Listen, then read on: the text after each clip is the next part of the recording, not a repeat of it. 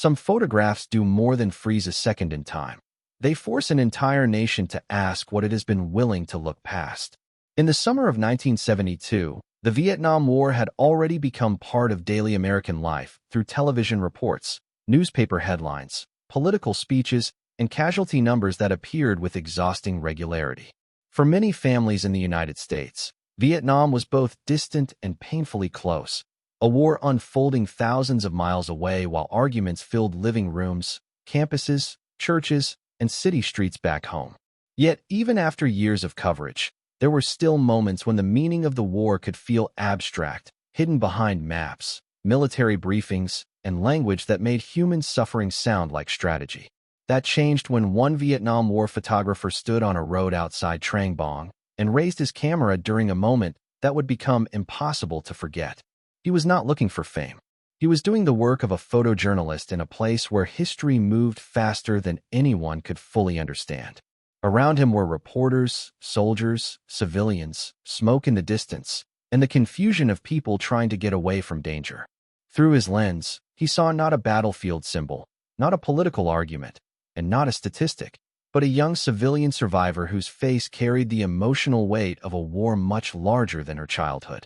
The photographer had spent enough time near conflict to know that the camera could record what words often failed to explain. A written report could describe events. A speech could defend a policy. A government statement could present a version of reality. But a photograph could cross those barriers in a single glance. It could enter a kitchen in Ohio, a college dormitory in California, a newspaper office in New York, or a quiet breakfast table in Texas, and make people stop before turning the page. That was the power and the burden of the image he was about to capture. The road outside Trảng Bàng was not just another location in South Vietnam. On that day, it became the place where distance collapsed between the war and the American public. The photographer was young, focused, and carrying the tools of his profession, but the choice before him was not simple. He had to do what witnesses do when history appears without warning. He had to see clearly, act quickly, and preserve the truth without turning away from the human being in front of him. In that tension, the story begins, not with a camera as a cold machine, but with a person behind it, standing in the heat and uncertainty of war, unaware that one frame would soon travel farther than any soldier, speech, or battlefield report. It would leave Vietnam, reach America, and change the way millions of people understood what the war was doing to those who had never chosen to be part of it. The road outside Trảng Bàng did not look like the center of history at first. It was a stretch of pavement in South Vietnam, bordered by open ground, low buildings, trees, and the nervous movement of people who understood that danger could change direction without warning. The Vietnam War photographer was there because photojournalists often had to stand where certainty disappeared. They followed roads, convoys, villages, and reports, knowing that the truth of war rarely arrived in a clean sequence. It came in fragments, a cloud rising in the distance, civilians moving quickly, soldiers shouting instructions, reporters checking their cameras, and a silence that could fall for 1 second before everything changed. By 1972, the war had already worn deep grooves into American public life, but on that road the conflict was not an argument in Washington or a debate on television. It was close enough to smell in the air and close enough to be seen in the faces of families trying to escape the danger around them. The photographer carried his camera like a witness carries responsibility. Every roll of film could become a record. Every frame might vanish into routine, or it might preserve something that people far away needed to see. Around him, other journalists were also watching, but no one could know which second would matter most. The young civilian survivor appeared within that movement not as a symbol yet, but as a child caught in a moment no child should ever have had to understand. She was small, against the road, surrounded by other civilians, her expression shaped by fear, confusion, and the desperate need to reach safety. For the photographer, the scene demanded more than technical skill. Focus, exposure, timing, and distance mattered, but so did the human decision not to look away. He had to hold the camera steady while his instincts as a person responded to what was happening in front of him. That was the burden of battlefield photography. A camera could not stop a war, but it could prevent the consequences from being hidden behind official language. The road became a crossing point between two worlds, the immediate world of people trying to survive in South Vietnam, and the distant world of Americans who would later open a newspaper and confront the scene from thousands of miles away. What made the moment powerful was not spectacle. It was recognition. Anyone looking at that road could understand that the war was reaching beyond soldiers and strategy, into villages, families, and childhood itself. The photographer raised his camera because history was moving too quickly to wait for perfect words. In the seconds before the shutter clicked, the road held everything the story would later become. Smoke in the background, civilians moving forward, reporters standing in shock, a young survivor at the emotional center, and a photographer caught between the duty to document and the impulse to help. He could not yet know that the image forming in his viewfinder would soon leave Vietnam, cross oceans, and enter the American conscience with a force that no official statement could control. In the seconds before history took shape, the Vietnam War photographer saw the road change from a place of movement into a place of memory. The scene did not arrange itself like a picture. Nothing about it was clean, balanced, or ready. People were coming forward unevenly, some looking back, some reaching for one another, some simply trying to understand where safety might be. Behind them, smoke rose into the bright South Vietnamese sky, soft at the edges but heavy with meaning. The photographer had learned that moments like this gave no warning. A reporter could spend days waiting and come away with only routine images. Then suddenly 1 second would open in front of him and demand everything he had. Instinct, courage, restraint, and the discipline to see clearly when the world around him seemed to lose its shape.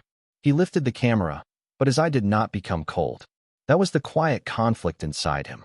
Through the lens, the young civilian survivor was moving toward him with other civilians, her face carrying fear in a way that needed no explanation. She was not a headline. She was not a message created for the politics of another country. She was a child trying to get away from something larger than herself, and that simple truth gave the scene its power. The photographer knew that if he lowered the camera too soon, the world might never see what had happened on that road. If he kept the camera raised, he would have to live with the knowledge that he had recorded a human being in one of the most vulnerable moments of her life. That is why the shutter was more than a mechanical sound. It was a moral boundary. On one side was the instinct to protect the person in front of him from being seen by strangers across the ocean. On the other side was the responsibility to make sure the war could not hide behind distance, statistics, and official phrases. He chose to document the truth, not because the camera mattered more than the child, but because the child mattered too much to be erased by silence. The image was made in an instant, but the weight of it did not disappear when the shutter closed. The photographer still stood on the road. The survivor was still moving forward. The smoke was still behind her. The other civilians were still searching for safety. Time did not stop simply because a frame had been captured. Yet something irreversible had happened. A piece of evidence now existed, one that did not need a long explanation to be understood. It held the shock of war in a human face and the cost of conflict in the movement of ordinary people. Before that image could reach America, before editors could study it, before readers could unfold their newspapers and feel the silence around the breakfast table, it first existed in the photographer's camera as a fragile strip of film. He could not know exactly how far it would travel, but he knew enough to understand that the moment had changed him. The road outside Trảng Bàng had given him more than a photograph. It had given him a responsibility that would follow the image all the way from Vietnam to the American conscience. After the shutter clicked, the world did not become quiet, but the Vietnam War photographer felt a silence form inside the moment. It was the kind of silence that arrives when a person understands that what he has just seen will not leave him easily. The road was still alive with movement. Civilians continued forward, reporters shifted in disbelief, voices rose and faded, and the smoke behind the village seemed to hang in the air like a question no one could answer quickly enough. The camera had done what cameras do.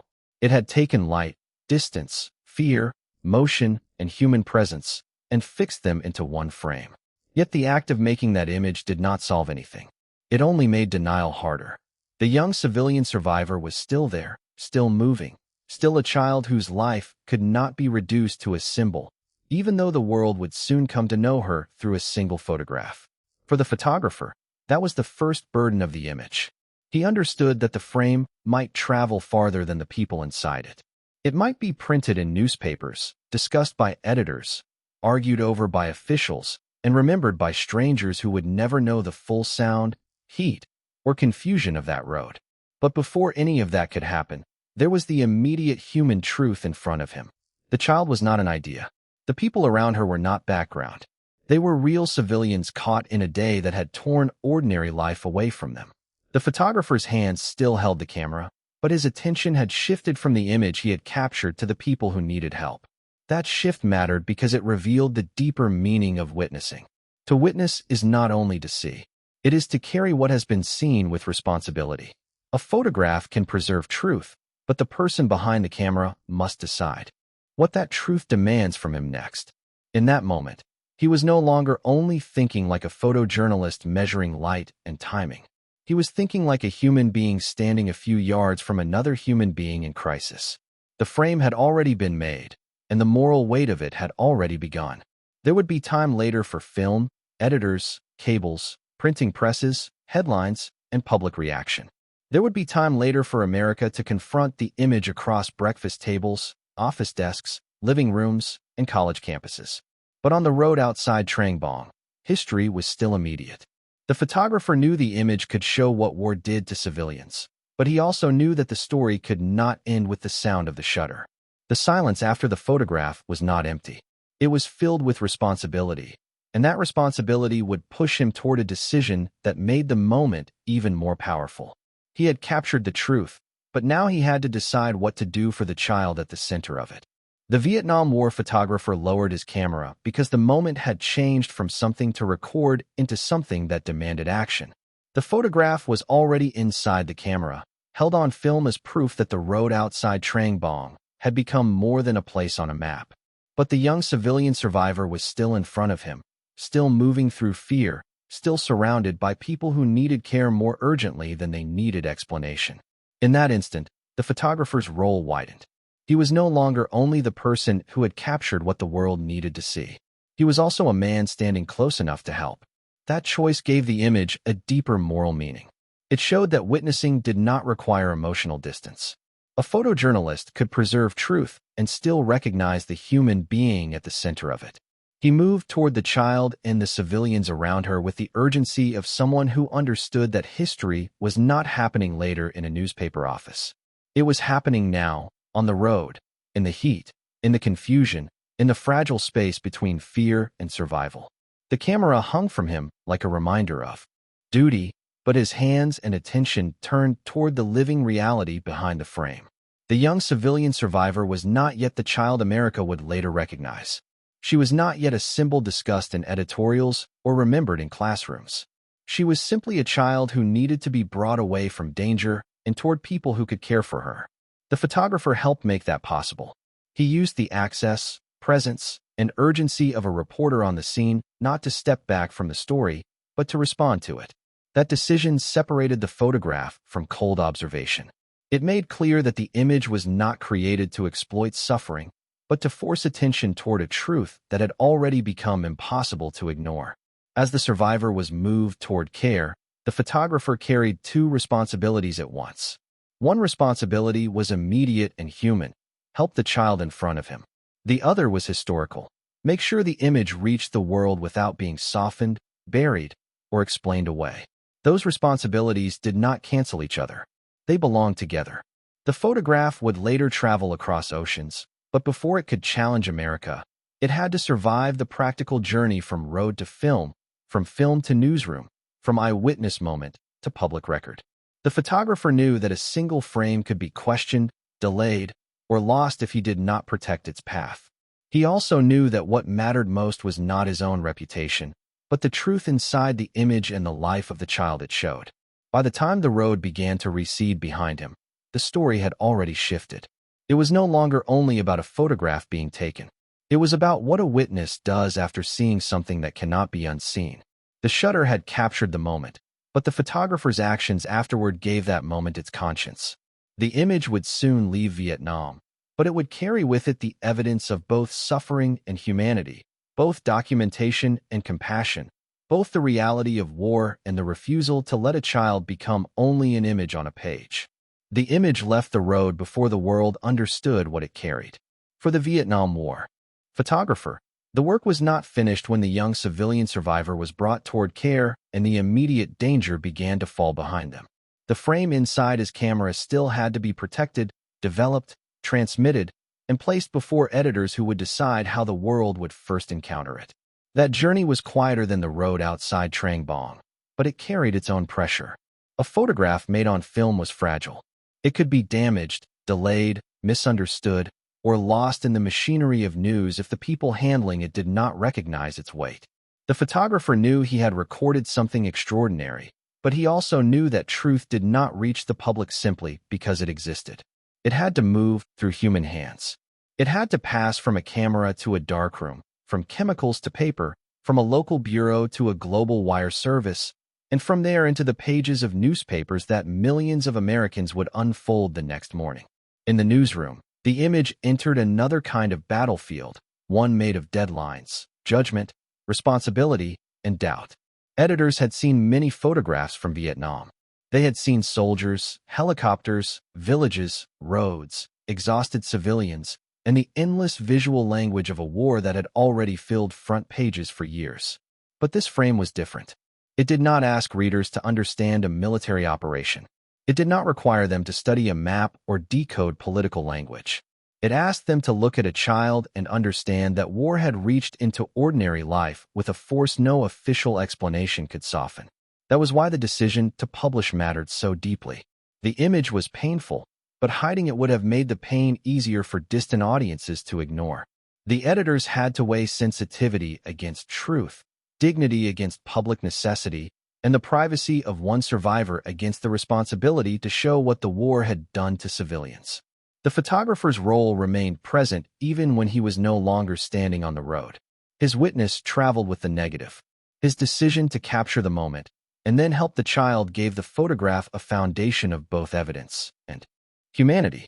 As the image moved through the wire service, it crossed a distance no person could cross so quickly. It left Vietnam and entered offices in the United States where phones rang, presses waited, and editors prepared the next day's pages. By then, the young civilian survivor was already becoming more than a figure in a single frame, though she had never asked for that burden.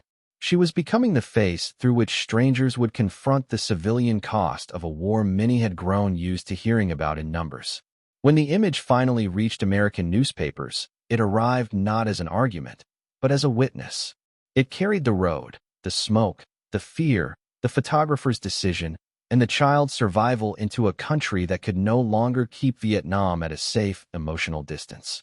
The morning America saw the image, the war did not arrive through a speech, a chart, or a military phrase designed to sound controlled. It arrived through a newspaper page that ordinary people held in their hands before work, before school, before the day had fully begun. In kitchens, offices, train stations, university halls, and small-town diners, readers looked down and found themselves facing the road outside Trảng Bàng. The distance between the United States and Vietnam suddenly felt smaller than it had the day before. The photograph did not explain policy. It did not name every decision that had led to that moment. It did not tell readers what to think in the language of argument. Instead, it made them feel the cost of the war through the presence of the young civilian survivor and the civilians around her, moving toward the camera with fear, confusion, and the instinct to live. For many Americans, that was what made the image impossible to dismiss. By 1972, people had already heard years of debate. They had watched leaders defend strategies, activists challenge the war, families worry about sons overseas, and veterans return carrying experiences that were difficult to put into words. Some Americans supported the war, some opposed it, and many were exhausted by the uncertainty. But the photograph cut through familiar divisions because it showed the war from the ground, through those who had the least power over it. It was not about winning a debate. It was about recognizing a human consequence. The Vietnam War photographer had done what the strongest documentary images can do. He had taken a moment too brief for the world to understand in real time and preserved it long enough for millions of strangers to confront it. Editors, readers, and commentators could discuss the image, but they could not easily soften its emotional truth. The young civilian survivor became a living question placed before the American public. What does a war mean when the people most visibly affected are children, families, and villages far from the rooms where decisions are made? That question entered conversations at breakfast tables and classrooms, in churches and city streets, in newsrooms and political offices. The image did not single-handedly change history by itself, because no photograph works alone. It joined years of reporting, protest, grief, doubt, and testimony already shaping the national mood. But it gave that mood a face. It gave the abstract a body, the distant a road, and the policy debate a child at the center of the frame. The photographer's witness had crossed the ocean and reached a public already struggling to understand what the war was becoming. Now the struggle was harder to avoid. The image asked Americans not only whether the war could be explained, but whether its explanations could survive what the camera had shown. And once that question entered the American conscience, it could not be folded neatly back into the newspaper and forgotten. Long after the newspaper pages were folded, saved, thrown away, or yellowed in drawers, the young civilian survivor remained more than the image that had introduced her to the world. That was the part many people forgot when a photograph became famous. The frame could travel everywhere at once, but the person inside it still had to live one day at a time. She had to recover, grow older, carry memory, and slowly understand that a moment from her childhood had become part of how millions of people remembered a war. For the Vietnam War photographer, that truth stayed attached to the image as strongly as the road, the smoke, and the shutter. He had not photographed an idea. He had photographed a human being whose life continued after the camera stopped recording. The world might look at the photograph and see the cost of war, but she had to live with the cost in a way no viewer could fully know. That is why the story could not end with American reaction. It had to return to the child at the center of the frame and recognize her not only as a survivor of one day, but as a person whose future carried the weight of being seen by history. As years passed, the image followed her in ways both painful and powerful. It was printed in books, shown in classrooms, displayed in museums, studied by journalists, and discussed by people trying to understand how visual evidence can shape public memory. Some saw the photograph as a turning point in how America viewed Vietnam. Others saw it as one of the clearest reminders that civilians often bear the emotional burden of decisions made far from their homes. But for the survivor, the image was never just history. It was connected to family, childhood, recovery, identity, and the long process of becoming more than what others remembered. Her continued life challenged the way people consume iconic images. A viewer could not simply look once, feel sadness, and move on. The survivor's existence asked a deeper question. After the world sees a child in crisis, does it also care about the person that child becomes? That question gave the photograph a second life. It was no longer only about the instant captured on the road outside Trảng Bàng. It was about endurance after visibility, dignity after exposure, and the possibility that a person known first through suffering could later speak with strength, clarity, and humanity. The Vietnam War photographer's responsibility also changed with time. The photograph brought him recognition, but it also tied him permanently to the survivor's story and to the ethics of witness. The image had influenced public opinion, but its legacy depended on remembering the person, not just the symbol. Beyond the photograph was a life, and that life made the image harder, deeper, and more honest. America had seen a moment from Vietnam, but the survivor reminded the world that every moment of war continues inside real people long after the headline disappears. Years later, the photograph remained because it had never belonged only to the day it was taken. It belonged to the road outside Trảng Bàng, to the young civilian survivor who continued living beyond the frame, to the Vietnam War photographer who carried the responsibility of witness, and to the millions of Americans who saw in one image what years of official language had failed to make fully real. A camera did not end the Vietnam War. It did not write policy, withdraw troops, heal families, or answer every question that divided the United States. But it changed the emotional ground on which those questions were asked. Before the image reached the public, many Americans could still think of Vietnam through distance, a place across the ocean, a map on the evening news, a conflict measured in strategy, speeches, and numbers. Afterward, distance became harder to maintain. The photograph placed a child, civilians, and a road at the center of the national conversation. It reminded viewers that war is not experienced only by armies or governments. It is also carried by families, villages, children, witnesses, doctors, reporters, and survivors whose names may be unknown to the people making decisions far away. That is why the image became larger than journalism without ever stopping being journalism. It showed the power of a photograph to preserve evidence, but also the danger of allowing a human being to become only a symbol.